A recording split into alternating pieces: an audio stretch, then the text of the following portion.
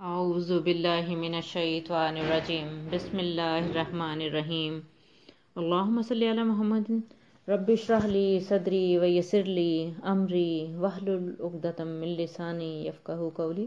السلام علیکم ورحمۃ اللہ وبرکاتہ۔ امید کرتی ہوں انشاءاللہ العزیز آپ سب خیریت سے ہوں گے۔ الحمدللہ میں بھی خیریت سے ہوں۔ نماز جمعہ کس پر فرض نہیں ہے؟ نبی اکرم صلی اللہ علیہ وآلہ وسلم کی حدیث مبارکہ دیکھتے ہیں۔ حضرت طارق بن شہاب رضی اللہ عنہ سے روایت ہے کہ آپ صلی اللہ علیہ وآلہ وسلم نے فرمایا، جمعہ ہر مسلمان پر جماعت کے ساتھ لازماً فرض ہے، سوائے 4 قسم کے لوگوں کے۔ نمبر 1 غلام، نمبر 2 عورت، نمبر 3 بچہ اور نمبر 3 مریض۔